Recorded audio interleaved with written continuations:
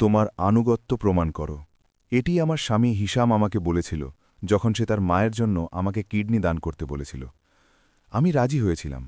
অস্ত্রোপচারের 2 দিন পর যখন আমি তখনও দুর্বল এবং হাসপাতালের বিছানায় বন্দী ছিলাম, আমার স্বামী অন্য এক মহিলার হাত ধরে ঘরে প্রবেশ করল। খুব বেশি কিছু না বলে সে আমার ওপর তালাকের কাগজগুলো রাখল এবং বলল যে আমি যা করার দরকার ছিল তা করেছি। আমি এমনকি উঠে বসতেও পারছিলাম না। আমি ভেবেছিলাম একজন মানুষের পক্ষে অনুভব করা এটিই হয়তো সবচেয়ে বড় কষ্ট। কিন্তু 2 ঘন্টা পর যখন ডাক্তার একটি খাম হাতে নিয়ে ঘরে ফিরলেন, আমি উপলব্ধি করলাম যে এসব ছিল কেবল শুরু মাত্র। সবকিছু শুরু হয়েছিল 3 মাস আগে। আমি রান্নাঘরে কোষারি তৈরি করছিলাম যখন হিশামের ফোন বেজে উঠল। আমি শুনলাম সে পাশের ঘরে নিচু স্বরে কথা বলছে। তারপর সে বেরিয়ে এলো। তার মুখ ফ্যাকাশে ছিল।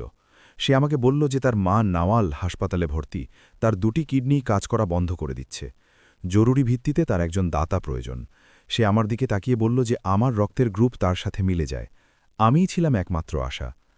আমি এক মুহূর্তের জন্যও দ্বিধা করিনি। সাথে সাথে রাজি হয়ে গেলাম। নাওয়াল ছিলেন একজন কঠিন মেজাজের মহিলা। তিনি আমাকে কখনো পছন্দ করেননি এবং সেটি কখনো লুকাননি। তিনি আমার রান্নার ধরন, আমার পোশাক, এমনকি কথা বলার ধরনেরও সমালোচনা করতেন। কিন্তু তিনি ছিলেন আমার স্বামীর মা, আর ইসলাম আমাদের বাবা মাকে সম্মান করতে শেখায়। আমি ভেবেছিলাম এই দান আমাদের মাঝে সব কিছু বদলে দেবে। তিনি অবশেষে আমাকে তার ছেলের যোগ্য একজন মানুষ হিসেবে দেখবেন। আমি কতই না সহজ সরল ছিলাম। পরের দিন আমরা একসাথে হাসপাতালে গেলাম, হিশাম, আমি এবং তার বোন রানিয়া। রানিয়া সারা পথ আমার দিকে কেমন অদ্ভুতভাবে তাকাচ্ছিল। তার চোখের দৃষ্টিতে এমন কিছু ছিল যা আমাকে অস্বস্তি দিচ্ছিল, কিন্তু আমি তা উপেক্ষা করলাম। আমার মন অস্ত্রোপচারের ভয়, আসতে থাকা ব্যথা এবং সামনের অনিশ্চয়তা নিয়ে ব্যস্ত ছিল। আমাদের দেখা হলো কিডনি বিশেষজ্ঞ ডাক্তার আদিলের সাথে। 50 এক ব্যক্তি, চোখে মোটা চশমা এবং তীক্ষ্ণ দৃষ্টি। তিনি আমার মেডিকেল ফাইল পরীক্ষা করলেন এবং কিছু অতিরিক্ত পরীক্ষা করতে বললেন। তিনি বললেন অপারেশনটি জটিল কিন্তু সম্ভব। তিনি আমাকে একাধিকবার জিজ্ঞেস করলেন যে আমি নিশ্চিত কিনা এবং এটি আমি নিজের ইচ্ছায় করছি কিনা। প্রতিবারই আমি হ্যাঁ উত্তর দিলাম। আমি পুরোপুরি নিশ্চিত ছিলাম। 1 সপ্তাহের পরীক্ষা নিরীক্ষার পর ফলাফল এলো। আমি পুরোপুরি সামঞ্জস্যপূর্ণ ছিলাম। ডাক্তার আদিল 2 সপ্তাহ পর অপারেশনের তারিখ নির্ধারণ করলেন। তিনি আমাকে শারীরিকভাবে এবং মানসিকভাবে প্রস্তুত হতে বললেন, ভালো খেতে এবং বিশ্রাম নিতে বললেন। হিশাম সেই দিনগুলোতে স্বাভাবিকের চেয়ে বেশি খুশি ছিল। সে আমার সাথে খুব সদয় আচরণ করছিল, আমার জন্য ফলমূল ও জুস কিনে আনত। সে কতটা কৃতজ্ঞ তা আমাকে বলত। আমি ভেবেছিলাম আমাদের বিয়ের শুরুর দিনগুলোর মতো সবকিছু আবার ফিরে আসছে। মাঝখানে যে দূরত্ব তৈরি হয়েছিল তা মুছে যাচ্ছে। আমি কতই না অন্ধ ছিলাম। অপারেশনের আগের রাতে আমি বিছানার প্রান্তে বসে আয়নার দিকে তাকালাম। কয়েক ঘন্টা পর আমার শরীর বদলে যাবে। আমার বাম পাশে একটি বড় কাটা দাগ থাকবে। আমি নিজেকে প্রশ্ন করলাম, এসবের কি সত্যিই প্রয়োজন আছে? তারপর হিশামের সেই মুখটা মনে পড়ল যখন আমি রাজি হয়েছিলাম। কিভাবে সে আমাকে জড়িয়ে ধরে কানে ফিসফিস করে বলেছিল যে আমি তার জীবনের সেরা প্রাপ্তি। আমি সিদ্ধান্ত নিলাম যে হ্যাঁ, এর মূল্য আছে, তার জন্য, আমাদের পরিবারের জন্য এবং আমাদের ভবিষ্যতের জন্য। সকাল 7টায় আমি অপারেশন থিয়েটারে ঢুকলাম। জীবাণুনাশকের কড়া গন্ধ আর মাথার উপরের উজ্জ্বল আলো আমাকে চোখ বন্ধ করতে বাধ্য করছিল। ডাক্তার আদিলের আশ্বস্ত করার কণ্ঠস্বর শুনলাম। তিনি বলছিলেন সব ঠিক হয়ে যাবে। তারপর বাহুতে সুই ফোটানোর অনুভূতি হল এবং ধীরে ধীরে পৃথিবীটা ঝাপসা হয়ে এলো। কয়েক ঘন্টা পর আমি এমন এক ব্যথা নিয়ে জেগে উঠলাম যা জীবনে কখনো অনুভব করিনি। মনে হচ্ছিল আমার বাম পাশে আগুন জ্বলছে। প্রতিটি নিঃশ্বাস নেওয়া ছিল এক যন্ত্রণা। সানা নামের এক নার্স আমার পাশে ছিল। সে হাতে লাগানো নলের মাধ্যমে ব্যথানাশক দিচ্ছিল। সে বলল অপারেশন সফল হয়েছে, নাওয়ালের শরীরে কিডনিটি ভালোভাবে কাজ করছে। আমি হিশামের কথা জিজ্ঞেস করলাম। সে জানালো সে বাইরে অপেক্ষা করছে। আমি তাকে হিশামকে জানাতে বললাম যে আমি ভালো আছি এবং তার সাথে দেখা করতে চাই। কিন্তু সে এলো না। সময় কাটছিল, ব্যথা বাড়ছিল এবং ব্যথানাশক ওষুধেও তা খুব একটা কমছিল না। আমি ঘুম আর জাগরণের মাঝামাঝি এক ঘোরে ছিলাম। এলোমেলো সব স্বপ্ন বাস্তবের সাথে মিশে যাচ্ছিল। একবার চোখ খুলে দেখলাম রানিয়া দরজায় দাঁড়িয়ে আমার দিকে তাকিয়ে আছে, কিন্তু যখন মনোযোগ দেওয়ার চেষ্টা করলাম সে অদৃশ্য হয়ে গেল। হয়তো ওষুধের ঘোরে কোনো হ্যালুসিনেশন ছিল। 2য় দিনে নার্সের সাহায্যে আমি একটু বসতে পারলাম। ব্যথা তখনও তীব্র ছিল, কিন্তু ধীরে ধীরে উন্নতি হচ্ছিল। নাওয়ালের কথা জিজ্ঞেস করলে তারা জানালো সে অন্য রুমে আছে এবং সেও সুস্থ হচ্ছে। অপারেশন সফল হয়েছে শুনে ব্যথার মধ্যেও আমি এক ধরনের তৃপ্তি অনুভব করলাম। আমি এটি করতে পেরেছি, তার জীবন বাঁচিয়েছি। আমি হিশামের পরিবারের এমন এক অবিচ্ছেদ্য অংশ হয়ে গেলাম যা কখনো মোছা যাবে না। অথবা আমি তেমনই ভেবেছিলাম। তৃতীয় দিনে ব্যথা কিছুটা কমল। আমি হালকা কিছু খাবার, সানা নিয়ে আসা গরম ডাল স্যুপ খেতে পারলাম। আমি হিশামের জন্য অপেক্ষা করছিলাম, কখন সে আসবে, কখন তাকে দেখব। নার্সরা আমাকে বলল সে তার মায়ের কাছে আছে এবং তার অবস্থা দেখাশোনা করছে। আমি তা বুঝতে পারলাম, তার মা তার অগ্রাধিকার ছিল। কিন্তু আমি আশা করেছিলাম সে অন্তত কয়েক মিনিটের জন্য হলেও আসবে। তারপর সে এলো, কিন্তু একা নয়। দুপুর ৩টের দিকে আমি আধো ঘুমেছিলাম যখন দরজার শব্দ শুনলাম। চোখ খুলতেই দেখলাম হিশাম ভেতরে ঢুকছে। ব্যথার মধ্যেও আমি হাসলাম। হাত তুলে তাকে অভিবাদন জানাতে চাইলাম, কিন্তু সে সরাসরি আমার দিকে তাকালো না। সে অন্য এক মহিলার হাত ধরেছিল, যাকে আমি আগে কখনো দেখিনি। বিশর্ধ এক যুবতী, চুলগুলো খুব সুন্দর করে গোছানো, পরনে দামি পোশাক এবং মুখে কড়া মেকআপ। তাকে দেখে মনে হচ্ছিল সে হাসপাতালে নয় বরং কোনো পার্টিতে যাচ্ছে। আমি বোঝার চেষ্টা করছিলাম কি ঘটছে, এই মহিলা কে, কেন সে আমার স্বামীর হাত ধরে আছে। হিশাম তার পেছনে দরজা বন্ধ করল। অবশেষে সে আমার দিকে তাকাল, কিন্তু তার দৃষ্টি ছিল শীতল ও অনুভূতিহীন। সেখানে কোনো কৃতজ্ঞতা ছিল না, ভালোবাসা ছিল না, এমনকি একজন অসুস্থ মানুষের প্রতি দয়াও ছিল না, কেবল এক শূন্যতা। সে খুব শান্ত ও দাপ্তরিক স্বরে কথা বলল, যেন কোনো ব্যবসায়িক চুক্তি নিয়ে আলোচনা করছে। বাসমা, এ হল লামিয়া, আমার বান্ধবী। বান্ধবী শব্দটা ঘরে স্থির পানিতে পাথরের মতো আছড়ে পড়ল। আমি বুকের ভেতর কিছু একটা ভেঙে যাওয়ার শব্দ পেলাম, যা শারীরিক ব্যথার চেয়েও গভীর ছিল। আমি কথা বলার চেষ্টা করলাম, কিন্তু কেবল এক দুর্বল ফিসফিসানি বেরিয়ে এলো। কি, লামিয়া? লামিয়া একটু অস্বাস্থিকর হাসি দিল। হিশামের দিকে তাকিয়ে তারপর আমার দিকে তাকালো। সে কিছুই বলল না। হিশাম তার পকেট থেকে একটি বাদামি খাম বের করল। বিছানার দিকে এগিয়ে এসে খুব দ্রুত ও শীতল ভঙ্গিতে সেটি আমার গায়ের ওপর রেখে দিল। বলল, এগুলো তালাকের কাগজ। আমি ইতিমধ্যে সই করে দিয়েছি।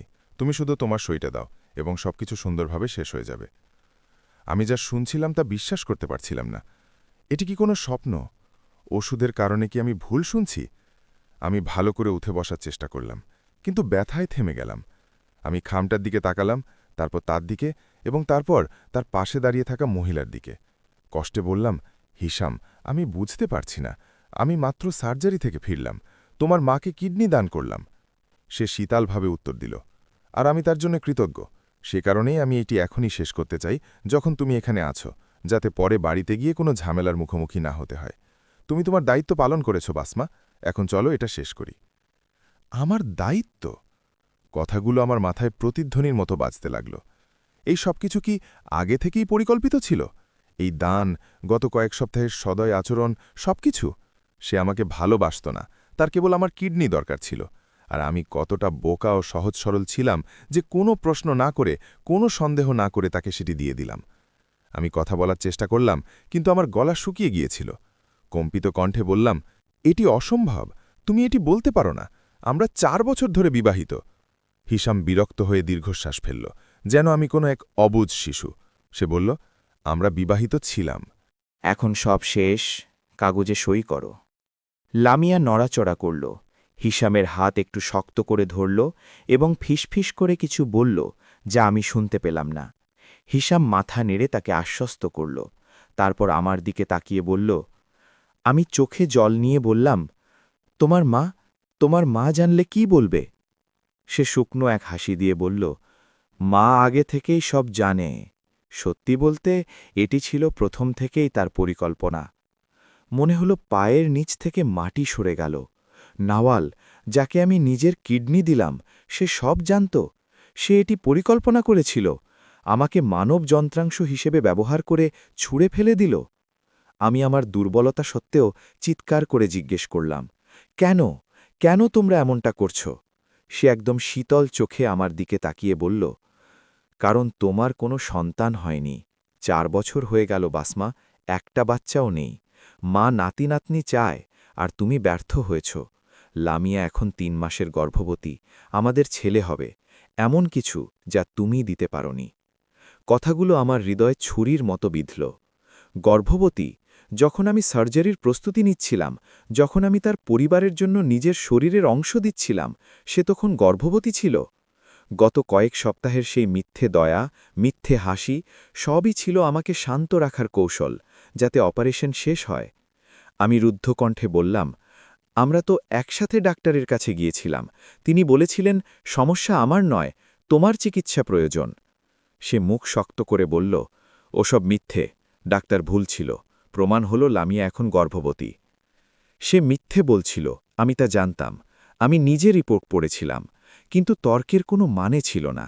সে সিদ্ধান্ত নিয়ে ফেলেছিল, আর আমি ছিলাম কেবল সরিয়ে দেওয়ার মতো একটি বাধা। আমি খামটির দিকে হাত বাড়াতে চাইলাম, কিন্তু শরীর সাড়া দিচ্ছিল না। ব্যথা খুব বেশি ছিল। আমি ফিসফিস করে বললাম, আমি নড়তেও পারছি না। হিসাম খামটি তুলে নিয়ে সেটি খুলল এবং কাগজগুলো বিছানার পাশের ছোট টেবিলে রাখল। তার ওপর একটি কলম রেখে বলল, যখন পারবে সই করে দিও, আমি কাল এসে নিয়ে যাব। তারা চলে যাওয়ার জন্য ঘুরল, প্রথমে লামিয়া, তারপর হিসাম। দরজা বন্ধ করার আগে সে শেষবার আমার দিকে ফিরে তাকাল এবং এমন কিছু বলল যা আমার অবশিষ্টাংশকেও চুরমার করে দিল। কিডনির জন্য ধন্যবাদ, মা এখন তোমার কারণে ভালো আছে। অন্তত জীবনে একটি কাজের কাজ তো করতে পারলে। তারপর সে দরজা বন্ধ করে দিল। আমি সেই সাদা শীতল ঘরে একা রয়ে গেলাম। নীরবতা আমার বুকে শারীরিক ব্যথার চেয়েও বেশি চাপ দিচ্ছিল। আমি টেবিলের কাগজের দিকে তাকালাম, সেই চকচকে কালো কলমটির দিকে। আমার ৪ বছরের জীবন নিমিষেই শেষ হতে কেবল একটি সই বাকি ছিল। আমি কাঁদলাম, প্রথমে নীরবে, তারপর উচ্চস্বরে।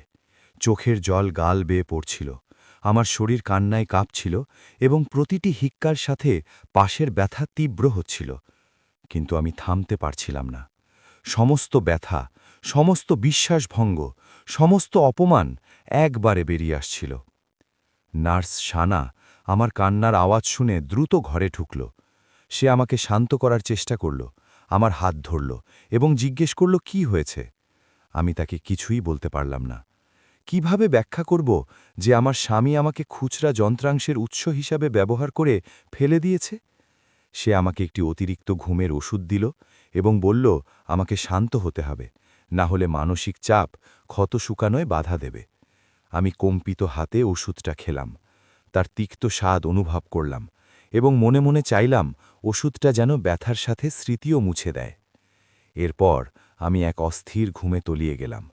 দুঃস্বপ্নে দেখলাম আমি এক বিশাল অপারেশন থিয়েটারে আছি এবং সার্জনরা আমার শরীরের এক একটি অংশ খুলে নিচ্ছে, আর আমি নড়াচড়া করতে পারছি না, শুধু দেখছি আমার শরীর ধীরে ধীরে অদৃশ্য হয়ে যাচ্ছে।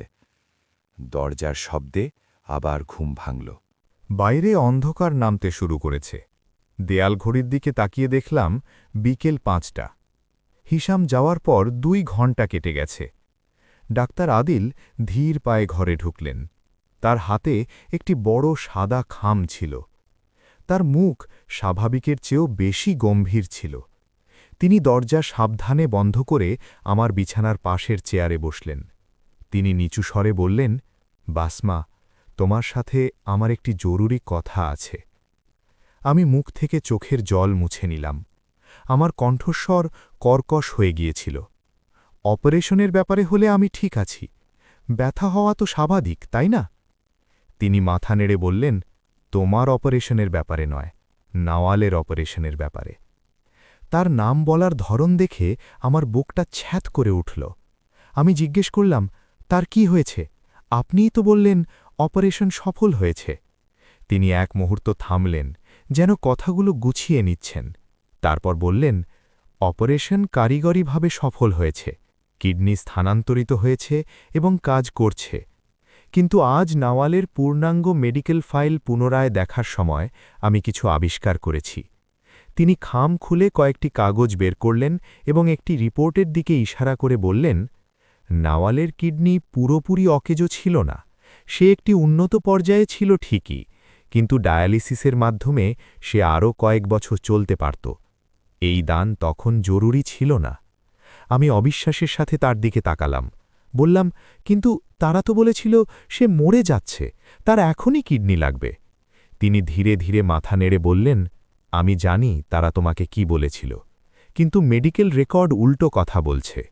তার হাতে সময় ছিল, অন্য উপায়ও ছিল। কেউ তোমার কাছে মিথ্যে বলেছে। আমার হঠাৎ বমি বমি ভাব হল। আমি কম্পিত কণ্ঠে জিজ্ঞেস করলাম, আপনি আমাকে এখন কেন বলছেন? তিনি আমার দিকে তাকালেন এবং তার চোখে আমি এক চাপা রাগ দেখতে পেলাম। তিনি বললেন, কারণ 2 ঘন্টা আগে আমি তোমার স্বামী ও সেই মহিলাকে চলে যেতে দেখেছি। নার্সদের কাছে শুনলাম সে তোমাকে তালাক দিয়েছে। আমি উপলব্ধি করলাম এই সব কিছুর মধ্যে বড় ধরনের কোনো অন্যায় আছে। তিনি খাম থেকে আরেকটি কাগজ বের করে বললেন, শুধু এটাই নয়, নাওয়ালের পুরো মেডিকেল ইতিহাস ঘেঁটে আমি অন্য কিছু পেয়েছি।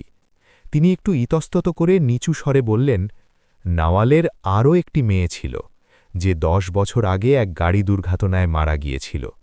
তার বয়স তখন ছিল 20 বছর। আমি বুঝলাম না এর সাথে আমার কি সম্পর্ক। বললাম, আমি তো জানতাম না হিসামের কোনো বোন ছিল। ডাক্তার আদিল বললেন, কারণ সে তার কথা বলে না। কিন্তু গুরুত্বপূর্ণ বিষয় হল সেই মেয়েটির নাম ছিল নূর। সে নাওয়ালের খুব প্রিয় ছিল। সে দেখতে হুবহু নাওয়ালের মতো ছিল, এবং সে যখন মারা যায় নাওয়াল পুরোপুরি ভেঙে পড়েন। তিনি আবার থামলেন এবং কাগজগুলোর দিকে তাকিয়ে বললেন, তার পুরনো সাইকিয়াট্রিক ফাইলে কিছু নোট আছে। তিনি গভীর বিষণ্ণতায় ভুগছিলেন এবং তার মধ্যে প্রতিশোধমূলক চিন্তা ছিল। তার মেয়ের সাথে যা ঘটেছিল তার জন্য তিনি সব তরুণী মেয়েকে দোষারোপ করতেন। ব্যথার মধ্যেও আমার শরীর শিউরে উঠল। আমি জিজ্ঞেস করলাম, আপনি কি বলতে চাইছেন? তিনি খুব গুরুত্বের সাথে আমার দিকে তাকিয়ে বললেন, আমার বিশ্বাস নাওয়াল এই সব কিছুর পরিকল্পনা করেছেন। আমি মনে করি তিনি শাস্তি হিসেবে বা প্রতিশোধ হিসেবে তোমার কাছ থেকে কিছু একটা কেড়ে নিতে চেয়েছিলেন, এমন কিছুর জন্য যার সাথে তোমার কোনো সম্পর্ক নেই। আর হিসাম তাকে সাহায্য করেছে, কারণ হয়তো সে তালাক চেয়েছিল এবং তার মায়ের জন্য কিডনি প্রয়োজন ছিল। রুমটা আমার চারদিকে ঘুরতে শুরু করল। সবকিছু এক ভয়াবহ রূপ নিয়ে স্পষ্ট হতে শুরু করল। এটি কেবল একটি তালাক ছিল না, এটি ছিল আমাকে ব্যবহারের পর ছুঁড়ে ফেলার এক সূক্ষ্ম পরিকল্পনা। ডাক্তার আদিল আমাকে কাগজগুলো দিলেন নিজে দেখার জন্য। আমি পড়ার চেষ্টা করছিলাম, কিন্তু হাত কাঁপছিল। মেডিকেল রিপোর্ট, সাইকিয়াট্রিক নোট, তারিখ ও সংখ্যা সবকিছুই প্রমাণ করছিল যে নাওয়ালের কোনো জরুরি কিডনি প্রয়োজন ছিল না। আমি দুর্বল কণ্ঠে বললাম, অপারেশনের আগে আপনি এটি কেন জানতে পারলেন না? তিনি দীর্ঘশ্বাস ফেলে বললেন, কারণ হিসাম আমাকে যে ফাইল দিয়েছিল তা ছিল আলাদা। সেখানে কিছু কাগজ কম ছিল, রিপোর্টগুলো মুছে ফেলা হয়েছিল। আমি ভেবেছিলাম এটি আগের হাসপাতালের অব্যবস্থাপনা। কিন্তু আজ যখন অপারেশনের পর রুটিন পর্যালোচনার জন্য পূর্ণাঙ্গ ফাইল চাইলাম, তখন সব তথ্য এলো এবং আমি অসঙ্গতিগুলো দেখলাম। ব্যথার দুঃখের সাথে আমার রাগ মিশতে শুরু করল। এই সব কিছু ছিল একটি মিথ্যে। নাওয়ালের স্বাস্থ্যের জন্য আমার প্রতিটি দুশ্চিন্তার চোখের জল, প্রতি রাতে তার জন্য আমার দোয়া, অপারেশনের আগের প্রতি মুহূর্তের ভয়, সব কিছু ছিল মিথ্যের উপর গড়া। আমি তাকে জিজ্ঞেস করলাম, কেন আমাকে এসব বলছেন? এখন আমি কি করতে পারি? কিডনি চলে গেছে, তালাক হয়ে গেছে, সব শেষ। তিনি আমার আরও কাছে এসে দৃঢ় কণ্ঠে বললেন, কিছুই শেষ হয়নি, তুমি মামলা করতে পারো। এটি একটি মেডিকেল জালিয়াতি, শোষণ এবং সম্ভবত মানসিক ব্ল্যাকমেল। আইন তাদের পক্ষে থাকবে না। আমি তিক্ত হাসি হাসলাম, যাতে আমার পাশের ব্যথাটা আবার জ্বলে উঠল। বললাম, আইন? আমি একজন তালাকপ্রাপ্তা নারী, যার কোনো শক্তিশালী পরিবার নেই, আর তারা এক বিশাল পরিবার, যাদের টাকা ও প্রভাব আছে। কে আমাকে বিশ্বাস করবে? তিনি দৃঢ়ভাবে বললেন, আমি তোমাকে বিশ্বাস করব এবং আমি তোমার পক্ষে সাক্ষ্য দেব। এই কাগজগুলো প্রমাণ, ফাইলের অসঙ্গতিগুলো প্রমাণ। ভুল তথ্যের কারণে যে চিকিৎসা জালিয়াতি হয়েছে তার প্রমাণ আমাদের কাছে আছে। আমার বুকে কিছু একটা নড়ে উঠল, যা হিসাম যাওয়ার পর আর অনুভব করিনি। একটি আশার আলো, ক্ষীণ হলেও সেটি ছিল। আমি বললাম, তারা আমাকে ধ্বংস করে দেবে, বলবে আমি মিথ্যেবাদী, আমি ব্ল্যাকমেল করছি। তিনি মাথা নেড়ে বললেন, যদি আমরা বুদ্ধি দিয়ে চলি তবে নয়। আমার একজন বন্ধু আছে যে মেডিকেল জালিয়াতি ও পারিবারিক আইন বিশেষজ্ঞ। আমি আজ রাতেই তাকে ফোন করব। সে কাল এসে তোমার সাথে কথা বলবে। আমি ইতস্তত করলাম। আমার একাংশ চাইছিল তালাকের কাগজে সই করে চিরতরে অদৃশ্য হয়ে যেতে, এই ব্যথা থেকে পালাতে। কিন্তু অন্য এক জেদি অংশটি তাদের এত সহজে জিততে দিতে রাজি ছিল না। আমি একটু শক্ত গলায় বললাম, আমি যদি মামলা করি তবে কি হবে? ডাক্তার আদিল বললেন, তদন্ত হবে। যদি জালিয়াতি প্রমাণ হয় তবে তালাক বাতিল হতে পারে। তাদের আর্থিক ও মানসিক ক্ষতিপূরণ দিতে বাধ্য করা যাবে। এমনকি হিসাম ও নাওয়ালের বিরুদ্ধে অপরাধমূলক অভিযোগও আনা যেতে পারে। ক্ষতিপূরণ শব্দটা হাস্যকর মনে হল। তারা কিভাবে একটি কিডনির ক্ষতিপূরণ দেবে যা তারা ধোঁকা দিয়ে নিয়েছে? কিভাবে এই অপমানের আর মিথ্যে বিয়ের বছরের ক্ষতিপূরণ দেবে? তবু আমি বললাম, ঠিক আছে, আমি আইনজীবীর সাথে দেখা করব। ডাক্তার আদিল আসার পর প্রথমবার হাসলেন, বললেন, ভালো সিদ্ধান্ত। আজ রাতে বিশ্রাম নাও, কাল আমরা শুরু করব। তিনি চলে গেলেন এবং আমাকে সেই কাগজ ও দ্রুত ছুটতে থাকা চিন্তার সাথে একা রেখে গেলেন। আমি টেবিলের সেই তালাকের কাগজগুলোর দিকে তাকালাম। আমি সই করে সবকিছু শেষ করতে পারতাম অথবা লড়াই করতে পারতাম। আমি লড়াই বেছে নিলাম। সেই রাতে আমি প্রায় ঘুমাতেই পারিনি। ব্যথা তখনও তীব্র ছিল, কিন্তু মস্তিষ্ক ছিল খুব সক্রিয়। আমি সব কিছু নিয়ে ভাবছিলাম, হিসামের সাথে আমার বিয়ের প্রতিটি খুঁটিনাটি, প্রতিটি ইঙ্গিত যা আমি বুঝতে পারিনি, প্রতিটি মিথ্যে যা আমি বিশ্বাস করেছিলাম। আমার মনে পড়ল রানিয়া কিভাবে আমাকে অবজ্ঞার সাথে দেখত, নাওয়াল কিভাবে প্রতিনিয়ত সমালোচনা করত। তারা আমাকে পরিবারের সদস্য নয় বরং একজন পরিচারিকার মতো ব্যবহার করত, আর আমি তা মেনে নিয়েছিলাম। ভেবেছিলাম শ্বশুরবাড়ির সাথে মানিয়ে নেওয়াটা এমনই হয়। আমার আরও মনে পড়ল হিসাম কিভাবে কোনো কারণ ছাড়াই ঘণ্টার পর ঘণ্টা গায়েব থাকত, পাশের রুমে গিয়ে ফোন ধরত, মাঝে মাঝে তার পোশাকে মেয়েলি সুগন্ধ থাকত। আমি সব সময় তা এড়িয়ে যেতাম, নিজেকে বোঝাতাম যে আমি ভুল ভাবছি। আমি জেনে বুঝে অন্ধ হয়েছিলাম, আর এখন তার মূল্য দিচ্ছি। পরদিন সকালে সানা আমার ড্রেসিং পরিবর্তন করতে এলো। সে দেখল তালাকের কাগজগুলো সই ছাড়াই টেবিলে পড়ে আছে। সে কোমল স্বরে বলল, সই করনি? আমি মাথা নেড়ে বললাম, না, করব না। সে অবাক হয়ে বলল, কিন্তু তোমার স্বামী তো বলেছিল। সাবেক স্বামী, হ্যাঁ, সে বলেছিল, কিন্তু আমি সিদ্ধান্ত নিয়েছি তার জন্য কাজটা সহজ হতে দেব না। সে প্রশংসার দৃষ্টিতে একটু হাসল এবং বলল, ভালো করেছ। পুরুষরা মনে করে তারা যা খুশি করবে আর আমরা তা মেনে নেব। তাদের দেখানো উচিত যে আমরা দুর্বল নই। ড্রেসিং শেষ করে সে জানালো, আজ আমাকে একটু উঠে দাঁড়ানোর ও হাঁটার চেষ্টা করতে হবে রক্ত জমাট বাধা রোধ করার জন্য। সানা আমাকে উঠতে সাহায্য করল। আমার প্রথম কদমগুলো ছিল খুব যন্ত্রণাদায়ক। প্রতিটি নড়াচড়া আমাকে মনে করিয়ে দিচ্ছিল আমি কি হারিয়েছি। তবুও আমি সানার হাত ধরে এক পা করে এগোলাম। দুপুরের দিকে ডাক্তার আদিল এলেন এবং সাথে 40 ঊর্ধ্ব এক ব্যক্তিকে নিয়ে এলেন, যার পরনে ছিল ছাই রঙের স্যুট। তিনি পরিচয় করিয়ে দিয়ে বললেন, ইনি হলেন অ্যাডভোকেট ওয়ালিদ, যার কথা কাল বলেছিলাম। ওয়ালিদ আমার সাথে হাত মেলালেন, চেয়ারে বসে তার ব্যাগ থেকে নোটবুক ও কলম বের করলেন। তিনি পেশাদার কিন্তু উষ্ণ স্বরে বললেন, ডাক্তার আদিল আমাকে তোমার কাহিনী বলেছেন, আমি বিস্তারিত তোমার মুখ থেকে শুনতে চাই। আমি তাকে শুরু থেকে সবকিছু বলতে লাগলাম, যেদিন হিসান কিডনি চেয়েছিল সেদিন থেকে আজ পর্যন্ত। মাঝে মাঝে কথা বলা কঠিন হয়ে যাচ্ছিল, কিন্তু আমি থামিনি। আমি লামিয়ার কথা বললাম, গর্ভধারণের কথা, মিথ্যের কথা। ওয়ালিদ খুব মন দিয়ে সব লিখছিলেন। তিনি নিখুঁত সব প্রশ্ন করলেন, তারিখ, স্থান ও সম্ভাব্য সাক্ষী নিয়ে। তিনি আমার ফোনের মেসেজ বা কথোপকথনের কথা জিজ্ঞেস করলেন। আমি জানালাম আমার ফোন বাড়িতে, হাসপাতালে আনিনি। তিনি বললেন, সেটি আমাদের লাগবে। আমি এক মুহূর্ত ভাবলাম। আমার কোনো কাছের আত্মীয় ছিল না। বাবা মারা গেছেন অনেক আগে। মা অন্য শহরে থাকেন এবং অসুস্থতার কারণে ভ্রমণ করতে পারেন না। আমার একমাত্র ঘনিষ্ঠ বন্ধু ছিল হুদা, আমার পুরনো সহকর্মী। আমি বললাম, আমার একজন বন্ধু আছে, কিন্তু সে সাহায্য করবে কিনা আমি নিশ্চিত নই। ওয়ালিদ বললেন, তাকে ফোন করো, পরিস্থিতি বুঝিয়ে বলো। আমি হাসপাতালের ফোন থেকে হুদাকে ফোন করলাম। সব শুনে সে স্তম্ভিত হয়ে গেল এবং বলল সে এখনই আসছে। 2 ঘণ্টা পর হুদা খুব উদ্বিগ্ন হয়ে ঘরে ঢুকল। সে আমাকে সাবধানে জড়িয়ে ধরে কাঁদতে কাঁদতে বলল, সে এটি করতে পারল? আমি তো জানতাম সে একজন ভদ্রলোক। আমি তিক্ত স্বরে বললাম, আমরা সবাই তাই ভাবতাম। আমি তাকে পরিকল্পনাটা বললাম, তাকে আমাদের বাড়িতে গিয়ে আমার ফোন আর কিছু কাপড় নিয়ে আসতে হবে।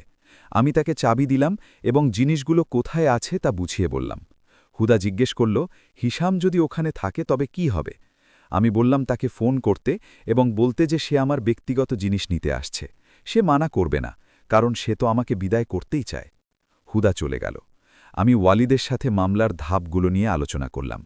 তিনি বললেন, আমাদের প্রসিকিউশন অফিসে আনুষ্ঠানিক অভিযোগ দায়ের করতে হবে। এতে সময় লাগবে, কিন্তু আমাদের ভালো সুযোগ আছে। 1 ঘণ্টা পর হুদা ফিরে এলো। তার হাতে আমার কাপড় ও ফোন ছিল। সে জানালো হিশাম ওখানে ছিল না, কিন্তু রানিয়া ছিল। রানিয়া আমার সম্পর্কে খুব বাজে কথা বলেছে। হুদা ইতস্তত করে বলল, সে বলল যে তুমি নাকি পরিবারের ওপর বোঝা ছিলে, তুমি ভালো স্ত্রী ছিলে না। হিশাম যে তোমাকে গ্রহণ করেছিল, এটিই তোমার ভাগ্য। আমি তিক্ত হাসি হাসলাম এবং বললাম, অবশ্যই সে তাই বলবে। তারা আমাকেই দোষী বানানোর চেষ্টা করবে। আমি ফোন খুললাম। সেখানে হিশামের ডজনখানেক মেসেজ ছিল, সবই অপারেশনের পরের। সে বারবার সই করার তাগিদ দিচ্ছিল এবং সই না করলে কি হবে তা নিয়ে পরোক্ষ হুমকি দিচ্ছিল। আমি ফোনটা ওয়ালিদকে দিলাম। তিনি মন দিয়ে সব পড়লেন এবং একটি নির্দিষ্ট মেসেজে গিয়ে থামলেন। সেটি 2 বার পরে বললেন, এটি আমাদের জন্য খুব ভালো প্রমাণ। আমি অবাক হয়ে তাকালাম। তিনি স্ক্রিনটি দেখিয়ে বললেন, এখানে হিশাম স্পষ্টভাবে লিখেছে যে সে চায় তুমি দ্রুত সই করো, যাতে আইনি জটিলতা তৈরি না হয়। সে উল্লেখ করেছে যে সে চায় না তুমি নির্দিষ্ট কিছু তথ্য জানো। এটি একটি পরোক্ষ স্বীকারোক্তি যে সে কিছু লোকাচ্ছে। আমি মেসেজটা আবার পড়লাম। সেটি মাঝরাতে লেখা হয়েছিল, হয়তো সে চিন্তিত ছিল। সে লিখেছিল, বাসমা, তাড়াতাড়ি সই করো এবং ঝামেলা বাড়িও না। যা হওয়ার তা হয়ে গেছে। বিস্তারিত খুঁড়লে তোমার কোনো লাভ হবে না। বুদ্ধিমানের মতো কাজ করো। ওয়ালিদ বললেন, আমরা এটি এবং অন্য সব মেসেজ ব্যবহার করব। এগুলো প্রমাণ করে যে সে তোমাকে সময় না দিয়ে বা আইনি পরামর্শ না নিতে দিয়ে সই করার জন্য চাপ দিচ্ছিল। এটি এক ধরনের মানসিক নিগ্রহ। কয়েকদিনের মধ্যে প্রথমবার আমি একটু স্বস্তি অনুভব করলাম। মনে হলো আমার হাতে একটি অস্ত্র আছে যা আমি ব্যবহার করতে পারি। আমি ওয়ালিদকে জিজ্ঞেস করলাম, লামিয়ার ব্যাপারে কি কিছু করা যাবে? তিনি ভাবলেন এবং বললেন, যদি আমরা প্রমাণ করতে পারি যে তাদের তালাকের আগে থেকেই তাদের সম্পর্ক ছিল, যা তার 3 মাসের গর্ভধারণ থেকেই স্পষ্ট, তবে আমরা সেটিকে ব্যভিচার প্রমাণের জন্য ব্যবহার করতে পারি। এটি আমাদের মামলাকে অনেক শক্তিশালী করবে। তিনি কিছু নোট নিলেন এবং গুরুত্বের সাথে আমার দিকে তাকিয়ে বললেন, বাসমা, তোমাকে বুঝতে হবে এটি সহজ হবে না। তারা তোমার সম্মানহানি করার চেষ্টা করবে, বলবে তুমি মিথ্যে বলছ, তোমার বিরুদ্ধে সাক্ষী নিয়ে আসবে। হিশামের পরিবারের টাকা ও যোগাযোগ আছে। এটি একটি দীর্ঘ লড়াই হবে। আমি নিজের প্রতি আস্থার সাথে বললাম, আমি প্রস্তুত। তারা যা করেছে তার জন্য আমি তাদের পার পেটে দেব না। তিনি হাসলেন এবং বললেন, এটাই আমি শুনতে চেয়েছিলাম। আমি আইনি কাগজ প্রস্তুত করা শুরু করছি। 2 দিনের মধ্যে আমরা অভিযোগ জমা দেব। ওয়ালিদ আমার ফোনের মেসেজ ও ছবির কপি নিয়ে চলে গেলেন। হুদা সেদিন আমার সাথেই রয়ে গেল। আমরা অনেক কথা বললাম। সে আমার মতোই রাগী ছিল। আমি সম্ভবত আরও বেশি বলেছি। ও বলল, আমি সবসময় অনুভব করতাম যে হিশামের মধ্যে অদ্ভুত কিছু একটা আছে। যেভাবে সে অন্যদের সামনে তোমার সম্পর্কে কথা বলতো, মনে হতো তুমি তার স্ত্রী ন, বরং একজন পরিচারিকা। আমি বললাম, তুমি কেন আমাকে আগে জানাওনি? সে দীর্ঘশ্বাস ফেলে বলল, আমি একবার চেষ্টা করেছিলাম, মনে আছে, 2 বছর আগে। আমি তোমাকে বলেছিলাম যে সে তোমাকে মূল্যায়ন করে না, কিন্তু তুমিই তার পক্ষ নিয়েছিলে। বলেছিলে যে আমি তোমাদের সম্পর্কের ধরন বুঝতে পারছি না। আমার সেই কথোপকথনের কথা মনে পড়ল। হুদা ঠিকই বলেছিল, কিন্তু আমি অন্ধ ছিলাম। আমার সংসার যে ব্যর্থ হয়েছে সেটা বিশ্বাস করতে আমি অস্বীকার করেছিলাম।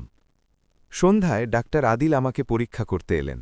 তিনি বললেন যে ক্ষতটি ভালোভাবেই শুকিয়ে যাচ্ছে এবং উন্নতি অব্যাহত থাকলে 4 দিন পর আমি হাসপাতাল থেকে ছাড়া পেতে পারি। আমি তাকে জিজ্ঞেস করলাম, আমি কোথায় যাব? আমি তো আর সেই বাড়িতে ফিরে যেতে পারি না। তিনি বললেন, আপনার কি অন্য কোনো জায়গা আছে, পরিবার বা বন্ধুরা? হুদা সাথে সাথে বলল, ও আমার কাছে গিয়ে থাকবে, আমার ওখানে একটা বাড়তি ঘর আছে। আমি কৃতজ্ঞ দৃষ্টিতে তার দিকে তাকালাম। বললাম, আমি তোমার উপর বোঝা হতে চাই না। সে দৃঢ়ভাবে বলল, তুমি মোটেও বোঝা হবে না। তুমিই এখন আমার পরিবার, আর পরিবার একে অপরকে সাহায্য করে। সেই মুহূর্তে আমি এক উষ্ণতা অনুভব করলাম যা অনেক দিন অনুভব করিনি। হয়তো আমি আমার স্বামী এবং তার পরিবারকে হারিয়েছি, কিন্তু এমন কাউকে খুঁজে পেয়েছি যে সত্যি আমার যত্ন নেয়। সেই রাতে আমি কিছুটা ভালোভাবে ঘুমালাম। স্বপ্নগুলো তখনও এলোমেলো ছিল, কিন্তু দুঃস্বপ্নগুলো অতটা তীব্র ছিল না। আমি মাঝে মাঝে আদালতের কক্ষ দেখার স্বপ্ন দেখতাম হিশামের মুখটা, যখন সে উপলব্ধি করবে যে আমি হার মানব না। পরের দিন সকালে যখন আমি নাস্তা করছিলাম, সানা উদ্বিগ্ন হয়ে ঘরে ঢুকল। সে বলল, বাইরে একজন মহিলা তোমার সাথে দেখা করতে চাইছেন, বললেন তার নাম নাওয়ান। আমার বুকটা কেঁপে উঠল। নাওয়াল, সেই মহিলা যাকে আমি কিডনি দিয়েছি এবং যে আমাকে ধ্বংস করার পরিকল্পনা করেছিল, সে এখন কি চায়? আমি বললাম, তাকে বলো আমি তার সাথে দেখা করতে চাই না। সানা দ্বিধা করে বলল, তিনি বললেন শুধু 5 মিনিট সময় নেবেন, খুব জরুরি কথা আছে। আমি এক মুহূর্ত ভাবলাম। আমার একাংশ তাকে সরাসরি ফিরিয়ে দিতে চাইছিল, কিন্তু অন্য অংশটি ছিল কৌতূহলী। সে কি বলবে? সে কি ক্ষমা চাইবে, নাকি তার কাজের অজুহাত দেবে? আমি বললাম, ঠিক আছে, কিন্তু তুমি এই রুমেই থাকবে। সানা রাজি হল। সে গেল এবং 1 মিনিট পর নাওয়ালকে নিয়ে ফিরে এলো। নাওয়াল ধীরে ধীরে ভেতরে এলো। তাকে আমার ধারণার চেয়ে অনেক বেশি ভালো দেখাচ্ছিল। সেই মরণাতন্ন মহিলার মতো মোটেও না, যার বর্ণনা আমাকে দেওয়া হয়েছিল। তার মুখে রঙের আভা ছিল, হাঁটা চলাও ছিল স্থির। 1 সপ্তাহ আগে যে মৃত্যুর মুখে ছিল, তাকে দেখে মোটেও তেমন মনে হচ্ছিল না। সে বিছানার একপাশে দাঁড়ালো এবং এমন এক দৃষ্টিতে আমার দিকে তাকালো যা বোঝা কঠিন। সেটি অনুশোচনা ছিল না, আবার প্রকাশ্য শত্রুতাও ছিল না। সে নিচু স্বরে বলল, আমি কিডনিটার জন্য তোমাকে ধন্যবাদ জানাতে এসেছি। আমি শুকনো হাসি হাসলাম। বললাম, ধন্যবাদ? তোমার কি শুধু এটাই বলার আছে? সে অন্যদিকে তাকিয়ে বলল, আমি জানি তুমি রাগী। আমি যতটা ভেবেছিলাম তার চেয়েও জোরে বলে উঠলাম, রাগী? তুমি আমাকে ধোঁকা দিয়েছ, ব্যবহার করেছ, তারপর আমাকে এখানে ব্যথার মধ্যে ফেলে রেখেছ, আর তোমার ছেলে আমাকে ডিভোর্স দিল, আর তুমি বলছো আমি রাগী? সে সরাসরি উত্তর দিল না। ব্যাগ থেকে একটা খাম বের করে টেবিলে রাখল। বলল, যা ঘটেছে তার ক্ষতিপূরণ হিসেবে এই টাকাটা রাখো। আমি অবজ্ঞার সাথে খামটার দিকে তাকালাম। বললাম, তুমি কি মনে করো টাকা দিয়ে সব ঠিক করে ফেলা যাবে? সে অদ্ভুত শান্ত স্বরে বলল, না, কিন্তু এই মুহূর্তে আমি শুধু এটাই দিতে পারি। আমি তীব্র স্বরে জিজ্ঞেস করলাম, তুমি কেন এমনটা করলে? কেন আমাকেই বেছে নিলে? 1 মুহূর্তের জন্য তার চোখে পুরনো কোনো কষ্টের ছাপ দেখলাম। সে ফিসফিস করে বলল, কারণ তুমি সেখানে ছিলে, কারণ হিশাম তোমাকে বিয়ে করেছিল, কারণ আমি চেয়েছিলাম এমন প্রত্যেক তরুণী মহিলার কাছ থেকে কিছু একটা কেড়ে নিতে যারা স্বাভাবিক জীবন কাটাচ্ছে, অথচ আমার মেয়েটা মারা গেছে। কথাগুলো আমাকে স্তম্ভিত করে দিল। এর পেছনে কোনো যুক্তি বা বুদ্ধি ছিল না। এটি ছিল এক মহিলার যন্ত্রণা, যে তার সন্তানকে হারিয়ে পুরো পৃথিবীকে শাস্তি দেওয়ার সিদ্ধান্ত নিয়েছিল। আমি বললাম, তোমার মেয়ে দুর্ঘটনায় মারা গেছে, আমার সাথে তো তার কোনো সম্পর্ক ছিল না। সে চলে যাওয়ার জন্য ঘুরে দাঁড়াল। বলল, আমি জানি, কিন্তু যন্ত্রণা যুক্তির তোয়াক্কা করে না। যাওয়ার আগে সে শেষবার ফিরে তাকাল এবং প্রায় অস্পষ্ট স্বরে বলল, যদি তাতে কিছু যায় আসে তবে আমি দুঃখিত। তারপর সে চলে গেল। আমি টেবিলের ওপর রাখা খামটার দিকে তাকিয়ে রইলাম। আমি ওটা স্পর্শ করিনি। আমি টাকা চাইনি। আমি চেয়েছিলাম বিচার। আমি চেয়েছিলাম তারা তাদের কৃতকর্মের ফল ভোগ করুক। সানা বলল, তুমি কি টাকাটা নেবে? আমি মাথা নেড়ে বললাম, আমি এটা ওয়ালিদকে দেব। হয়তো এটা তাদের অপরাধ স্বীকারের আরেকটি প্রমাণ হিসেবে কাজে লাগবে। সেদিন বিকেলে যখন আমি করিডোরে একটু হাঁটার চেষ্টা করছিলাম, আমার ফোন বেজে উঠল। একটা অপরিচিত নম্বর। দ্বিধা নিয়ে ফোনটা ধরলাম। একজন লোকের কণ্ঠস্বর শোনা গেল। সে বলল, বাসমা? আমি সতর্ক হয়ে বললাম, হ্যাঁ, কে বলছেন? সে বলল, আমি শরীফ, হিশামের পুরনো বন্ধু। আমরা কি কথা বলতে পারি? আমি ইতস্তত করলাম। হিশামের বন্ধু কেন আমাকে ফোন করছে? এটা কি আমাকে চাপ দেওয়ার অন্য কোনো কৌশল? আমি সতর্কভাবে বললাম, আপনি কি চান? শরীফ দীর্ঘশ্বাস ফেলে বলল, আমি আপনাকে গুরুত্বপূর্ণ কিছু জানাতে চাই। হিশাম এবং লামিয়া সম্পর্কে এমন কিছু যা আপনার জানা উচিত। আমার হৃৎস্পন্দন বেড়ে গেল। আমি বললাম, আমি শুনছি। সে বলল, ফোনে না। আমি কি হাসপাতালে আসতে পারি? মাত্র 8 ঘন্টা সময় লাগবে। আমার সহজাত প্রবৃত্তি অবিশ্বাস করতে বলছিল, কিন্তু কৌতূহল ছিল প্রবল। আমি বললাম, ঠিক আছে, কিন্তু আমার সাথে অন্য একজন মানুষ থাকবে। সে বলল, সমস্যা নেই, আমি 1 ঘন্টার মধ্যে আসছি। আমি সাথে সাথে হুদাকে ফোন করে সব জানালাম। সে বলল সে এখনই আসছে। আমি ওয়ালিদকেও ফোন করলাম। সে বলল সেও আসবে। মামলার জন্য গুরুত্বপূর্ণ কোনো আলাপ হলে সেখানে একজন আইনজীবীর থাকা ভালো। শরীফ ঠিক 1 ঘন্টা পরই এলো। ত্রিশোর্ধ্ব এক লোক, দীর্ঘদেহী, পরনে জিন্স আর সাদা শার্ট। তাকে খুব চিন্তিত দেখাচ্ছিল এবং সে বারবার চারপাশে তাকাচ্ছিল যেন কেউ তাকে দেখে না ফেলে। সে রুমে ঢুকে হুদা আর ওয়ালিদকে দেখে থামল। তারপর বলল, ঠিক আছে, এটা সবারই শোনা উচিত। সে চেয়ারে বসে একটা দীর্ঘশ্বাস নিল এবং কথা বলতে শুরু করল। সে বলল, আমি আর হিসাম বিশ্ববিদ্যালয়ের সময় থেকে বন্ধু, কিন্তু সে তোমার সাথে যা করেছে তারপর আমি আর তার পাশে থাকতে পারছি না। আমি অবিশ্বাসের দৃষ্টিতে তার দিকে তাকালাম। বললাম, তবে তখন কিছু করনি কেন? এখন কেন বলছো?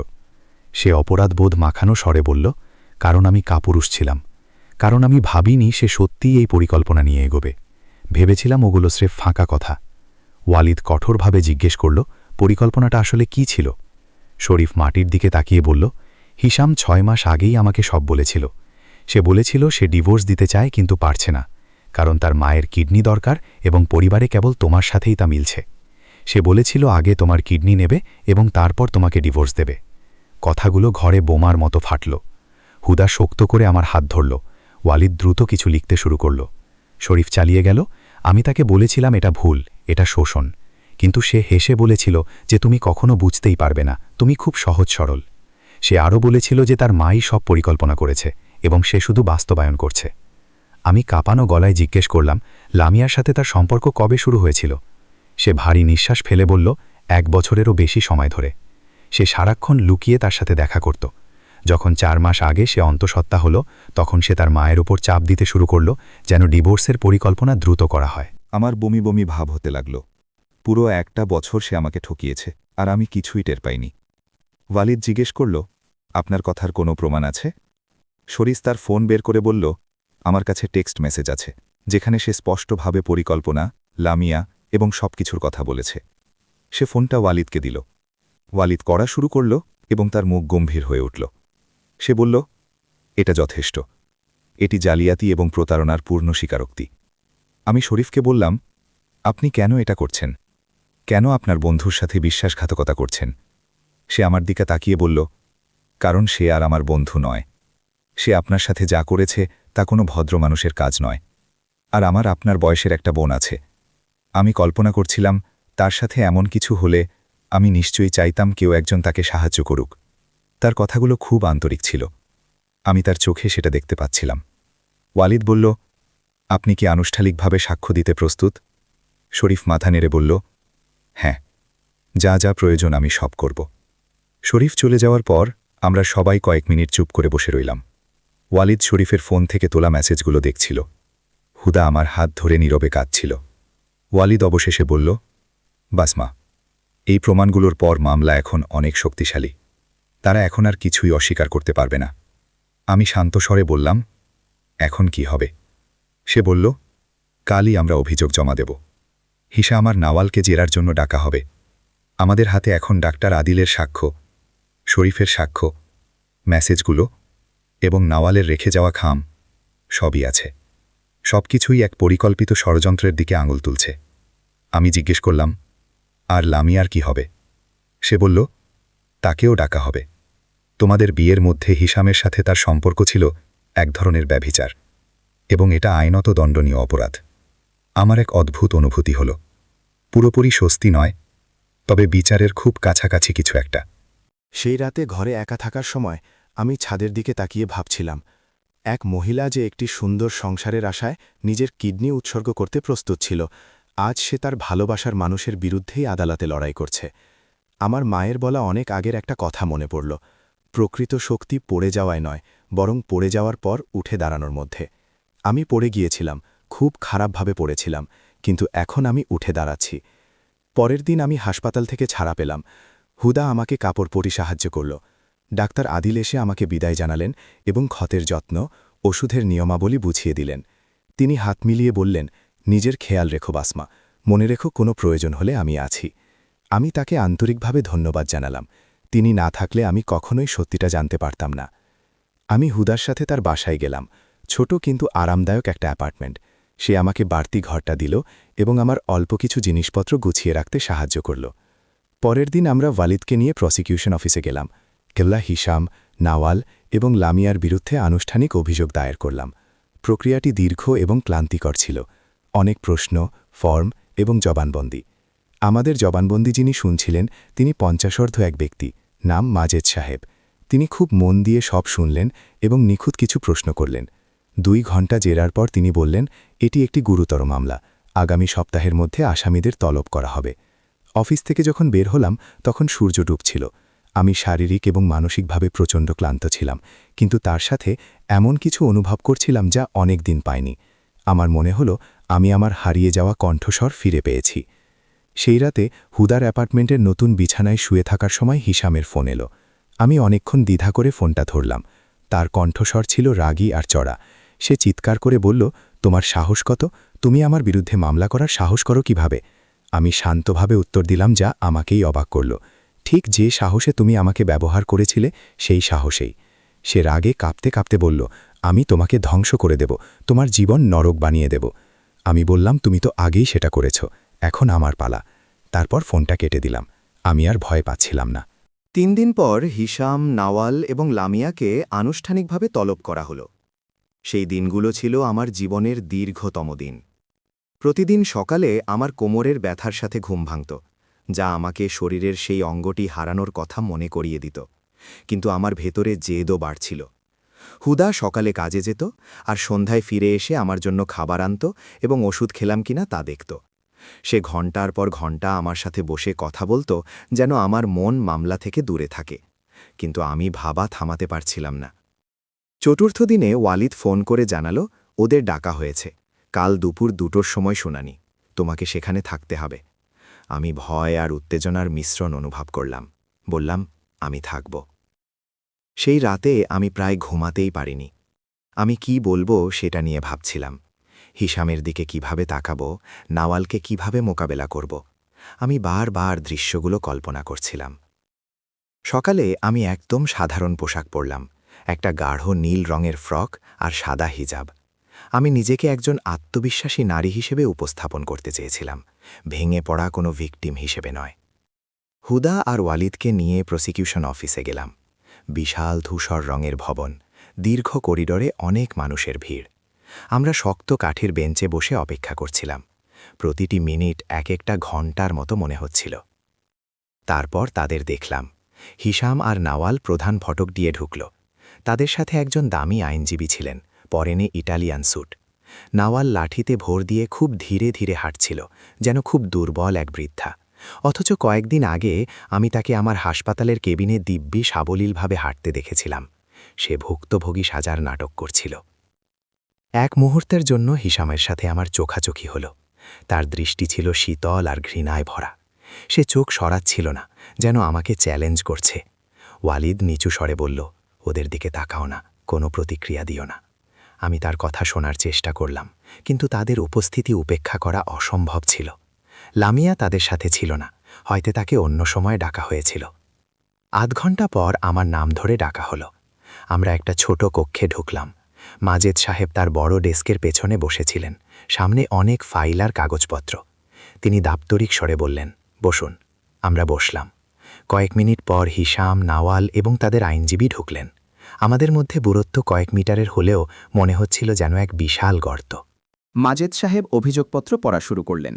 তিনি একে একে জালিয়াতি, ব্যভিচার, মানসিক নিগ্রহ এবং চিকিৎসার কাগজপত্রে কারচুপির অভিযোগগুলো পড়লেন। হিসামের আইনজীবী কামাল সাহেব বিরক্তি নিয়ে তার কাগজপত্রের দিকে তাকাচ্ছিলেন, যেন এগুলো স্রেফ একটা আনুষ্ঠানিকতা যা দ্রুত শেষ হয়ে যাবে। পড়া শেষ করে মাজেদ সাহেব হিসামের দিকে তাকিয়ে বললেন, আপনার উত্তর কি? কামাল সাহেব হিসামের কথা বলার আগেই উঠে দাঁড়িয়ে আত্মবিশ্বাসী স্বরে বললেন, আমার মক্কেল এসব মিথ্যা অভিযোগ অস্বীকার করছেন। এটি এক রাগী মহিলার প্রতিশোধ নেওয়ার চেষ্টা মাত্র, কারণ তার স্বামী একটি ব্যর্থ সম্পর্ক শেষ করার সিদ্ধান্ত নিয়েছেন। রাগে আমার বুক জ্বলছিল।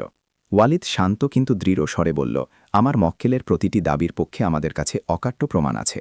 কামাল সাহেব উপহাস করে বললেন, প্রমাণ? বন্ধুর সাথে টেক্সট মেসেজ যা জাল করা সম্ভব, কিংবা একজন ডাক্তারের ধারণা যিনি হয়তো রিপোর্ট ভুল পড়েছেন? এগুলো কোনো প্রমাণ নয়, এগুলো সাজানো। মাজেদ সাহেব কঠোরভাবে বললেন, কামাল সাহেব, কোনটি প্রমাণ আর কোনটি নয় তা আমি ঠিক করব। এখন আমি হিসাম সাহেবের কাছ থেকে সরাসরি শুনতে চাই। তিনি হিসামের দিকে তাকিয়ে জিজ্ঞেস করলেন, আপনি কবে ডিভোর্সের সিদ্ধান্ত নিয়েছেন? হিসাম তার আইনজীবীর দিকে তাকালো এবং তিনি ইশারা করলে হিসাম শীতল কণ্ঠে বলল, প্রায় 6 মাস আগে। আমি অনেক দিন ধরেই এই বিয়েতে সুখী ছিলাম না। মাজেদ সাহেব জিজ্ঞেস করলেন, তবে তখনই ডিভোর্স কেন দেননি? কিডনি দেওয়ার পর পর্যন্ত অপেক্ষা করলেন কেন? হিসাম বলল, কারণ আমার মা অসুস্থ ছিলেন। আমি পরিবারের ওপর বাড়তি চাপ দিতে চাইনি। অশ্রুপচার শেষ হওয়া এবং মায়ের শরীর ভালো হওয়া পর্যন্ত অপেক্ষা করেছি। তার উত্তরগুলো ছিল একদম গোছানো আর মুখস্থ, কিন্তু মাজেদ সাহেবকে সন্তুষ্ট মনে হল না। তিনি জিজ্ঞেস করলেন, বিয়ের সময় কি লামিয়া সাহেবের সাথে আপনার কোনো সম্পর্ক ছিল? হিসাম এক মুহূর্ত ইতস্তত করে বলল, ডিভোর্সের অল্প সময় আগে তার সাথে পরিচয় হয়েছিল, তবে সম্পর্ক সিরিয়াস হয়েছে ডিভোর্স হয়ে যাওয়ার পর। আমি নিজেকে আর সামলাতে না পেরে হঠাৎ বলে উঠলাম, এটা মিথ্যা। সে এখন ৩ মাসের গর্ভবতী। যদি তুমি আমাকে 10 দিন আগে ডিভোর্স দিয়ে থাকো, তবে তার মানে হলো এই সম্পর্ক অন্তত 4 মাস আগে শুরু হয়েছে। হিসাম রাগে আমার দিকে তাকালো। কামাল সাহেব বললেন, আমার মক্কেল প্রমাণ ছাড়াই কথা বলছেন, গর্ভধারণ যে কোনো সময় হতে পারে। ওয়ালিদ বলল, আমাদের কাছে হিসাম আর তার বন্ধু শরীফের মধ্যকার মেসেজ আছে, যেখানে সে স্পষ্টভাবে 1 বছরের বেশি সময় ধরে সম্পর্কের কথা স্বীকার করেছে। ওয়ালিদ সেই মেসেজগুলোর কপি জমা দিল। মাজেদ সাহেব মনোযোগ দিয়ে সেগুলো পড়তে শুরু করলেন। আমি দেখলাম কামাল সাহেবের মুখটা একটু ফ্যাকাশে হয়ে গেল। মাজেদ সাহেব বললেন, এই মেসেজগুলো তো একদম পরিষ্কার। এখানে কিডনি পাওয়ার পর স্ত্রীকে ডিভোর্স দেওয়ার পরিকল্পনার কথা আছে। লামিয়ার নাম এবং তার গর্ভবতী হওয়ার কথাও উল্লেখ আছে। কামাল সাহেব নিয়ন্ত্রণ ফিরে পাওয়ার চেষ্টা করে বললেন, এই মেসেজগুলো কি বানোয়াট হতে পারে না? আপনারা এগুলো কোথায় পেলেন? ওয়ালিদ বলল, খোঁজ শরীফ সাহেবের কাছ থেকে, এবং তিনি শপথ নিয়ে সাক্ষ্য দিতে প্রস্তুত। মাজেদ সাহেব নওয়ালের দিকে তাকিয়ে বললেন, এবার আপনার কথা। আপনার শারীরিক অবস্থা কি সত্যি এমন জরুরি ছিল যে এখনই কিডনি দরকার? নওয়াল কৃত্রিম দুর্বল স্বরে বলল, ডাক্তাররা বলেছিলেন আমার জরুরি কিডনি দরকার, আমি মরতে বসেছিলাম। মাজেদ সাহেব বললেন, কিন্তু অস্ত্রোপচার করা সার্জেন্ট ডাক্তার আদিল তো উল্টো কথা বলছেন। তিনি বলছেন আপনার অবস্থা খারাপ থাকলেও তা এমন জরুরি ছিল না যে তখনই করতে হবে, আপনি ডায়ালাইসিসের ওপর থাকতে পারতেন। নওয়াল বিরক্ত হয়ে বলল, তিনি ভুল বলছেন, অন্য ডাক্তাররা অন্য কথা বলেছিলেন। মাজেদ সাহেব বললেন, আমরা সেই ডাক্তারদেরও সাক্ষ্যের জন্য ডাকব। কক্ষের পরিবেশ ক্রমশ উত্তপ্ত হয়ে উঠছিল। হিসাম লুকানোর চেষ্টা করলেও তার মুখে উদ্বেগের ছাপ স্পষ্ট দেখা যাচ্ছিল। মাজেদ সাহেব আমাকে জিজ্ঞেস করলেন, বাসমা সাহেব, আপনি কি অস্ত্রোপচারের আগে ডিভোর্সের পরিকল্পনার কথা জানতেন? আমি পরিষ্কার গলায় বললাম, না, আমি কিছুই জানতাম না। আমাকে বলা হয়েছিল নওয়াল মৃত্যুশয্যায় এবং আমিই তার একমাত্র আশা। আমি কিডনি দিয়েছি কারণ আমি ভেবেছিলাম আমি একজনের জীবন বাঁচাচ্ছি এবং আমার স্বামীর পরিবারকে সাহায্য করছি। তিনি জিজ্ঞেস করলেন, আপনি ডিভোর্সের কথা কবে জানলেন? আমি বললাম, অস্ত্রোপচারের 2 দিন পর। হেশাম লামিয়াকে নিয়ে আমার হাসপাতালের কেবিনে এলো এবং ডিভোর্সের কাগজ আমার উপর ছুঁড়ে মারল। আমি তখন বিছানায় শুয়েছিলাম, ব্যথার চোটে নড়াচড়াও করতে পারছিলাম না। মাজেদ সাহেবের চোখে এক পরিবর্তন দেখলাম, এক চাপার আগের আভা। তিনি বললেন, এটি অত্যন্ত নিষ্ঠুর আচরণ। কামাল সাহেব দ্রুত বললেন, নিষ্ঠুরতা কোনো অপরাধ নয়, হিসাম সাহেবের যে কোনো সময় ডিভোর্স চাওয়ার অধিকার আছে। মাজেদ সাহেব বললেন, কিন্তু তার এই অধিকার নেই যে তার স্ত্রীকে ধোঁকা দিয়ে তার শরীর থেকে একটি অঙ্গ নিয়ে তারপর তাকে ছুঁড়ে ফেলে দেবে। যারা আরও 2 ঘণ্টা চলল। অনেক প্রশ্ন, পরস্পর বিরোধী উত্তর আর কামাল সাহেবের পক্ষ থেকে প্রমাণগুলো হালকা করার চেষ্টা। কিন্তু সত্য স্পষ্ট ছিল। শুনানি শেষে মাজেদ সাহেব বললেন যে তার আরও কিছু সাক্ষীকে ডাকতে হবে, ডাক্তার আদিল, শরীফ, নার্স সানা এবং অন্য যারা সংশ্লিষ্ট। তিনি 2 সপ্তাহ পর পরের তারিখ দিলেন। আমরা যখন রুম থেকে বের হলাম, আমি প্রচণ্ড ক্লান্ত বোধ করছিলাম। দীর্ঘ সময় করিডরে বসে থাকায় আমার কোমরের ব্যথাটাও ফিরে এসেছিল। হিসাম হঠাৎ আমাদের পথ আগলে দাঁড়াল। তার মুখ রাগে লাল হয়েছিল। সে চিৎকার করে বলল, তুমি কিসের জন্য আমার জীবন ধ্বংস করছ? সস্তা প্রতিশোধ? আমি শান্ত স্বরে বললাম, না, বিচারের জন্য। সে চেঁচিয়ে বলল, বিচার? তুমি কখনোই ভালো স্ত্রী ছিলে না, তোমার কোনো সন্তান হয়নি, তুমি ঘরের যত্ন নাওনি, সবসময় নিজেকে নিয়ে ব্যস্ত থাকতে। আমার ভেতর কিছু একটা ভেঙে গেল, কিন্তু হিসাম যা আশা করেছিল সেভাবে নয়। তার কথাগুলো আর আমাকে আগের মতো আঘাত করছিল না। আমি বললাম, আমাদের কথা শেষ হিসাম, আদালতে দেখা হবে। সে আমার দিকে তেড়ে আসতে চাইলে ওয়ালিদ বাধা দিল এবং কঠোরভাবে বলল, সরে যান, এরপর কোনো কথা থাকলে উকিলের মাধ্যমে বলবেন। কামাল সাহেব এসে হিসামকে টেনে নিয়ে গেলেন। কিন্তু চলে যাওয়ার আগে আমি নওয়ালের দিকে তাকালাম, যে দূর থেকে সব দেখছিল। আমাদের চোখাচোখি হল। তার চোখে অনুশোচনা নেই, কেবল এক অদ্ভুত শীতলতা। আমরা বিল্ডিং থেকে বের হলাম। রোদ অসহ্য লাগছিল। আমি পাশের পাথরের বেঞ্চে বসে একটু দম নিলাম। হুদা উদ্বেগের সাথে জিজ্ঞেস করল, তুমি ঠিক আছো? আমি বললাম, হ্যাঁ, শুধু একটু ক্লান্ত। ওয়ালিদ বলল, আজ ভালো হয়েছে। মাজেদ সাহেব মনে হচ্ছে সত্যটা বুঝতে পেরেছেন। পরের শুনানিতে ডাক্তার আদিল আর শরীফের সাক্ষ্যের পর আমরা আরও শক্তিশালী অবস্থানে থাকব। হুদার বাসায় ফেরার পথে আমার ফোনে একটা অপরিচিত নম্বর থেকে ফোন এলো। আমি ধরলাম। এক মহিলার কণ্ঠস্বর। বলল, বাসমা? আমি বললাম, হ্যাঁ, কে বলছেন? সে কাঁপানো গলায় বলল, আমি লামিয়া, আপনার সাথে আমার দেখা করা দরকার। আমি চমকে গেলাম। যে মহিলা আমার সংসার ভেঙেছে সে কেন দেখা করতে চায়? আমি বললাম, আমি কেন তোমার সাথে দেখা করব? সে নিচু স্বরে বলল, কারণ হিসাম সম্পর্কে এমন কিছু তথ্য আছে যা আপনার জানা দরকার, তার আসল পরিকল্পনার কথা। আমার প্রবৃত্তি মানা করছিল, কিন্তু কৌতূহল ছিল বেশি। আমি বললাম, ঠিক আছে, কোথায়? সে বলল, নীল নদের পাশের একটা ক্যাফেতে। বললাম, আমি আসছি। হুদা আর ওয়ালিদকে সব জানালাম। ওয়ালিদ বলল, এটা ভালো আইডিয়া নয়, হয়তো ওরা তোমাকে হুমকি দিতে চায়। হুদা বলল, সে আমার সাথে আসবে। ক্যাফেতে পৌঁছে আমরা এক কোণায় বসলাম, যেখান থেকে দরজা দেখা যায়। 5 মিনিট পর লামিয়া এলো। তার পরনে সাধারণ পোশাক আর কালো হিজাব। তার পেটটা একটু বোঝা যাচ্ছিল, মুখটা ফ্যাকাশে আর চোখের নিচে কালি। সে সতর্ক হয়ে আমাদের সামনে বসল। হুদা আর আমার দিকে তাকিয়ে বলল, আসার জন্য ধন্যবাদ। আমি শীতল গলায় বললাম, কি চাও? সে লম্বা শ্বাস নিয়ে বলল, আমি সব সত্যি কথা বলতে চাই। আমি অবাক হয়ে বললাম, হঠাৎ এখন কেন? সে টেবিলের দিকে তাকিয়ে বলল, কারণ আমি বুঝতে পেরেছি আমি একা নই। আমি উপলব্ধি করেছি হিসাম আমাকেও ঠিক সেভাবেই ব্যবহার করছে যেভাবে আপনাকে করেছিল। আমার গায়ের লোম খাড়া হয়ে গেল। আমি বললাম, মানে কি? সে মাথা তুলল, তার চোখে পানি। সে বলল, কাল আমি হিসামের ফোন খোলা পেয়েছিলাম।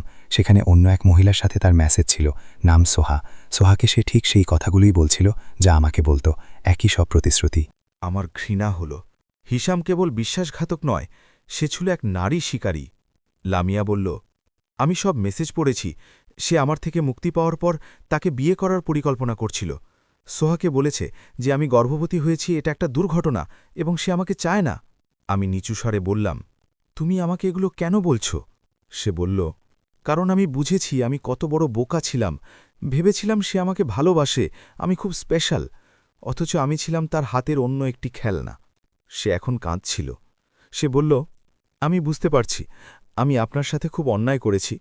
আমি জানতাম আপনি তার স্ত্রী, কিন্তু সে যখন বলল আপনাদের বিয়ে অনেক আগে শেষ হয়ে গেছে আর আপনারা স্রেফ অপরিচিত মানুষের মতো থাকেন, আমি তা বিশ্বাস করেছিলাম। আমি কঠোরভাবে বললাম, তবে কি কাজটা ঠিক হয়েছে? সে মাথা নেড়ে বলল, না, কোনোভাবেই ঠিক হয়নি। আমি সত্যিই লজ্জিত। আমাকে মাফ করে দিন। আমার এক অংশ চাচ্ছিল তাকে খুব বকা দিতে, কিন্তু অন্য অংশটি দেখল যে সেও একভাবে শিকার হয়েছে। আমি জিজ্ঞেস করলাম, তুমি এখন কি করবে? সে বলল, আমি আপনার পক্ষে সাক্ষ্য দেব। আমি মাজেদ সাহেবকে সব সত্যি বলবো, কবে সম্পর্ক শুরু হয়েছে, হিসাম কি মিথ্যে বলেছে, সব। আমি অবাক হয়ে বললাম, তুমি সত্যিই তা করবে? সে দৃঢ়ভাবে বলল, হ্যাঁ, কারণ এটাই সঠিক কাজ, আর আমি চাই না সে আমার আর আমার বাচ্চার সাথে তাই করুক যা আপনার সাথে করেছে। সে ব্যাগ থেকে একটা খাম বের করে বলল, এখানে সোহার সাথে মেসেজগুলোর স্ক্রিনশট আর অন্য কিছু প্রমাণ আছে যা হিসামকে পুরোপুরি ফাঁস করে দেবে। আমি কাঁপানো হাতে খামটা নিলাম, ভেতরে তাকালাম। হ্যাঁ, সব পরিষ্কার। আমি বললাম, এটা তো ওকে শেষ করে দেবে। সে বলল, ওর এটাই পাওনা। আমরা দুজনেই ওর চেয়ে ভালো মানুষ পাওয়ার যোগ্য। এক মুহূর্তের জন্য আমি লামিয়াকে অন্য চোখে দেখলাম। সে এখন আর আমার স্বামী চোর নয়, সেও এক প্রতারিত নারী।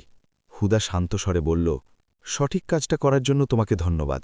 লামিয়া চলে যাওয়ার জন্য উঠে দাঁড়াল, তারপর আমার দিকে তাকিয়ে বলল, বাসমা, আমি জানি আমার ক্ষমা চাওয়াটা যথেষ্ট নয়, কিন্তু আমি সত্যিই লজ্জিত। সময় যদি পিছনে ফেরানো যেত তবে আমি কখনোই এমন করতাম না। আমি উত্তর দিলাম না, শুধু তার দিকে তাকিয়ে রইলাম। সে চলে গেল। ওয়ালিদকে সব জানালাম। সে খুব উৎসাহিত হয়ে বলল, এটা দারুণ। লামিয়ার সাক্ষ্য আর এই নতুন প্রমাণের পর হিসামের পালানোর আর কোনো জায়গা নেই। আমি কালই আদালতেই প্রমাণগুলো জমা দেব। সেই রাতে অনেক দিন পর আমি শান্তিতে ঘুমালাম। পরের দিনগুলোতে সব কিছু খুব দ্রুত ঘটল। লামিয়াকে সাক্ষ্যের জন্য ডাকা হলো। ডাক্তার আদিল এসে তার বিস্তারিত রিপোর্ট জমা দিলেন, যা প্রমাণ করল নাওয়ালের অবস্থা অতটা জরুরি ছিল না। শরীফও শপথ নিয়ে সব বলল। প্রতিটি সাক্ষী যেন ছবির এক একটা অংশ যোগ করছিল, যতক্ষণ না পুরো সত্যিটা ভেসে উঠল। তৃতীয় শুনানিতে মাজেদ সাহেব মামলাটি ফৌজদারি আদালতে পাঠানোর সিদ্ধান্ত নিলেন। তিনি বললেন যে হিসাম আর নাওয়ালের বিরুদ্ধে জালিয়াতি, প্রতারণা আর বিশ্বাসভঙ্গের যথেষ্ট প্রমাণ আছে। কামাল সাহেব সাক্ষ্যগুলো নিয়ে সন্দেহ তোলার আপ্রাণ চেষ্টা করলেও বোঝা যাচ্ছিল যে তিনি হারছেন। হিসামের মুখ ফ্যাকাশে হয়ে গিয়েছিল। সে আর আগের মতো অহংকারী ছিল না। সে বুঝতে পারছিল যে এবার তার কৃতকর্মের ফল ভোগ করতে হবে। নাওয়াল বেশিরভাগ সময় চুপচাপ মাথা নিচু করে থাকত। তাকে আর আগের মতো শক্তিশালী শত্রু মনে হচ্ছিল না। 3 মাস ধরে মামলা চলল। অনেক শুনানি আর বিতর্কের পর আমার জীবনের দীর্ঘতম 3 মাস পার হল। এই সময়ে আমি শারীরিকভাবে সুস্থ হতে শুরু করলাম। ক্ষত শুকিয়ে এলো, ব্যথা কমে গেল, আমি হাঁটতে পারতাম, নিজের কাজ নিজেই করতে পারতাম। শরীরের একটি অংশ চিরদিনের জন্য হারিয়ে গেলেও আমি সেরে উঠছিলাম। কিন্তু মানসিক ক্ষত সারাতে সময় লাগছিল। কিছু রাতে দুঃস্বপ্ন দেখে জেগে উঠতাম। হুদা সব সময় পাশে থাকত, আমাকে মনে করিয়ে দিত আমি কতটা সাহসী। 2-3 মাসের মাঝখানে হিসামের বোন রানিয়া ফোন করল। সে বলল, বাসমা, আমি কি তোমার সাথে দেখা করতে পারি? রানিয়াও সেই পরিবারের অংশ ছিল যারা আমাকে কষ্ট দিয়েছে, কিন্তু তার গলার স্বর শুনে আমি রাজি হলাম। আমরা সেই ক্যাফেতেই দেখা করলাম। সে একাই এসেছিল। সে বসেই বলল, আমি ক্ষমা চাইতে এসেছি। আমি অবাক হয়ে বললাম, ক্ষমা? সে বলল, হ্যাঁ, আমার খারাপ ব্যবহারের জন্য আর তোমার বিপদে তোমার পাশে না দাঁড়ানোর জন্য। আমি জানতাম হিসামার মা কিছু একটা পরিকল্পনা করছে, কিন্তু আমি কিছু করিনি। আমি জিজ্ঞেস করলাম, কেন কিছু করনি? সে অন্যদিকে তাকিয়ে বলল, কারণ আমি কাপুরুষ ছিলাম, আমি মাকে ভয় পেতাম। তিনি আমাদের সবার জীবন নিয়ন্ত্রণ করতেন, আর আমি তার বিরুদ্ধে দাঁড়ানোর সাহস পাইনি। আমি বললাম, তুমি জানতে ওরা আমার ক্ষতি করবে, তবুও সতর্ক করনি। সে কাঁদতে কাঁদতে বলল, আমি জানি, আর এই পাপ বোধ নিয়েই আমাকে সারা জীবন বাঁচতে হবে। আমি সরি বাসমা। আমি বলিনি যে তাকে ক্ষমা করেছি, কিন্তু তার সত্যি বলার সাহসের প্রশংসা করলাম। শেষ শুনানিতে আদালত রায় দিল। বিচারক সামিয়া সাহেব খুব গম্ভীর গলায় রায় পড়লেন। তিনি হিসাম আর নাওয়ালকে জালিয়াতি আর প্রতারণায় দোষী সাব্যস্ত করলেন। হিসামকে 2 বছরের জেল আর নাওয়ালকে তার শারীরিক অবস্থা বিবেচনায় 1 বছরের স্থগিত জেল দেওয়া হল। সেই সাথে আমার ডিভোর্স বাতিল করা হল এবং আমাকে মোটা অঙ্কের ক্ষতিপূরণ দেওয়ার আদেশ দেওয়া হল। রায় শুনে আমার এক অদ্ভুত অনুভূতি হল। খুব আনন্দ নয়, কিন্তু এক ধরনের বিচার পাওয়ার তৃপ্তি। হিসাম ফ্যাকাশে মুখে রায়ের দিকে তাকিয়ে রইল। সে বিশ্বাসই করতে পারছিল না তার সাথে এমনটা হবে। নাওয়াল নীরবে কাঁদছিল। ওয়ালিদ এসে আমাকে অভিনন্দন জানিয়ে বলল, তুমি বিচার পেয়েছ বাসমা, তুমি লড়েছ এবং জিতেছ। আমি একটু হেসে বললাম, শুধু বিচার পেলাম। আমরা আদালত থেকে বের হলাম। রোদ খুব মিষ্টি লাগছিল। হুদা আমাকে জড়িয়ে ধরল। ক্ষতিপূরণের টাকা দিয়ে আমি ওয়ালিদের ফি মেটালাম এবং নিজের জন্য ছোট একটা ফ্ল্যাট কিনলাম। আমি নিজের নতুন জীবন শুরু করতে চেয়েছিলাম। ডিভোর্সটা যদিও আদালত বাতিল করেছিল, কিন্তু আমি হিসামের সাথে আর থাকতে চাইনি। আমি নিজের শর্তে আবার ডিভোর্সের আবেদন করলাম। মাস 3 পর আমি এক ছোট কোম্পানিতে কাজ পেলাম। নতুন বন্ধু হলো, আবার হাসতে শুরু করলাম। পথটা সহজ ছিল না, কিন্তু আমি থেমে থাকিনি। একদিন বাজারে হিসামের সেই প্রেমিকা লামিয়ার সাথে দেখা হলো। তার কোলে একটা বাচ্চা। সে আমাকে দেখে থামল। আমি জিজ্ঞেস করলাম, কেমন আছো? সে বাচ্চার দিকে ইশারা করে বলল, ওর নাম করিম। হিসাম ওকে দেখতে চায় না, অস্বীকার করেছে, কিন্তু আমি আর করিম ভালো আছি। তার চোখে এক নতুন শক্তি দেখলাম। আমি তাকে শুভকামনা জানালাম। সেই হাসপাতালে যখন হিসাম আমার জীবন তছনছ করেছিল, তারপর 1 বছর কেটে গেছে। আজ আমি নিজের ফ্ল্যাটের বারান্দায় বসে সূর্যাস্ত দেখছি। আমার কোমরের সেই ক্ষতটা এখনও আছে, যা আমাকে মনে করিয়ে দেয় কি ঘটেছিল। কিন্তু ওটা আর আমাকে কষ্ট দেয় না। আমি অনেক কিছু শিখেছি।